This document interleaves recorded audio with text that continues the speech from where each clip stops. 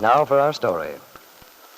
Today, Bill Meade had driven out of town to look at some property, decide whether it was a good risk for a substantial loan from David Bowman's bank.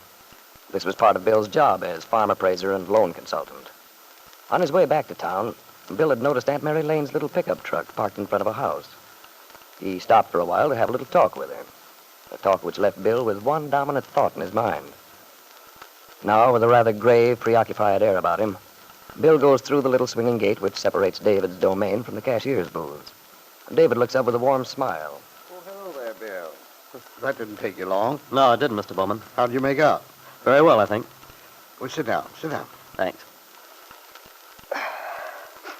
Yes, Mr. Bowman, I think we've got a good loan on that Martelli farm.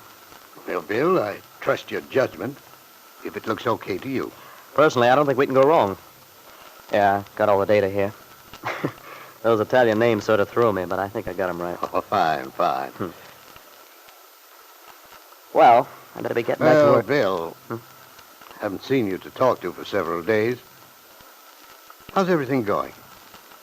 Well, as a matter of fact, Mr. Bowman, I've been wanting to talk to you. Mm-hmm. What's up? Any news? Yeah. Mr. Calvert came to see me last night. Oh, he did, eh? What's Ben got on his mind now? Well, he made me a rather strange offer.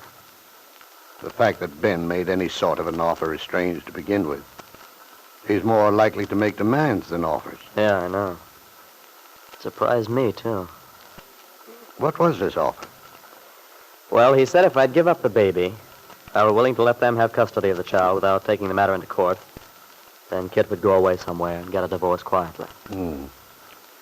So that's it. That is a rather strange offer from Ben. He seems to be awfully anxious to keep the thing from getting into court. Sounds to me as if they're afraid of something. I wonder what it can be. Well, that's what puzzled me. The trouble is, I don't want to compromise. But I'm a little nervous myself, I guess. I'd hate to make a mess of things, try to fight it out in court and then lose. That way, I'd be even worse off. Yes.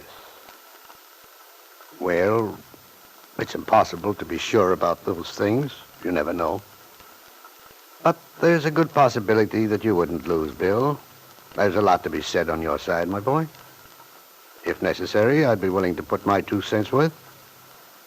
If it would do any good. Oh, that's very swell of you, Mr. Bowman.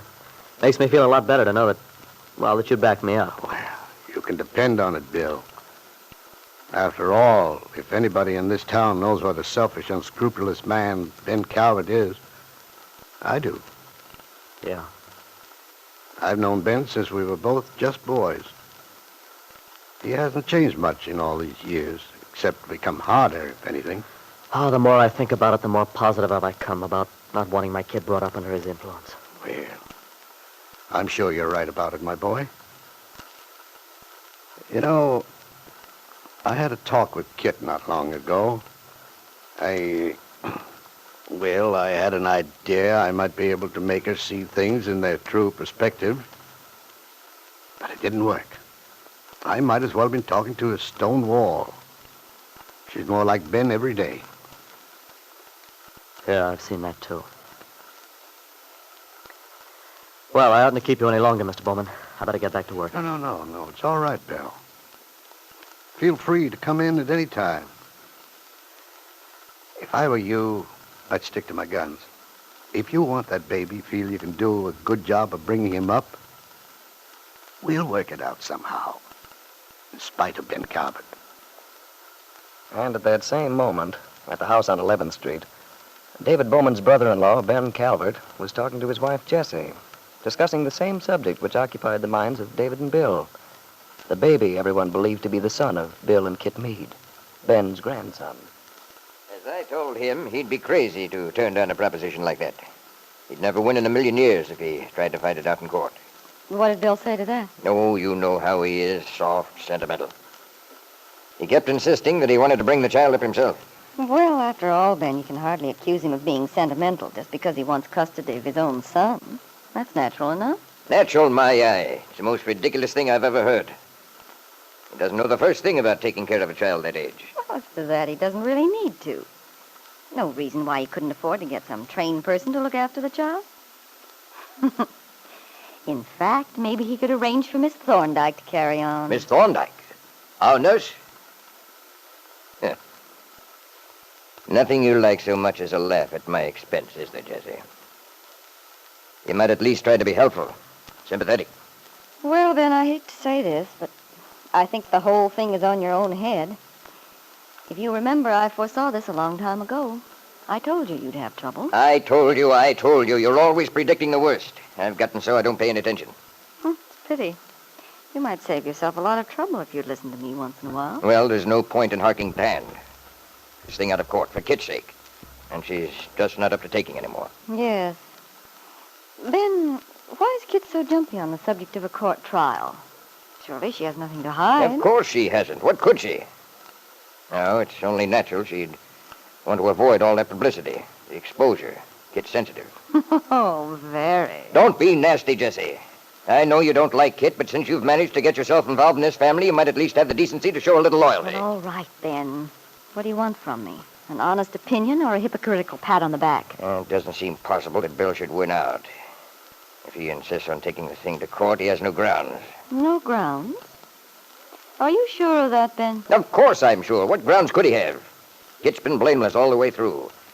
Going off like that, having the child thousands of miles away in California. No one to look out for. Oh, you paint a very pathetic picture. I wonder how much truth there is in it. What do you mean by that, Jessie? You're implying something. Oh, nothing. Nothing.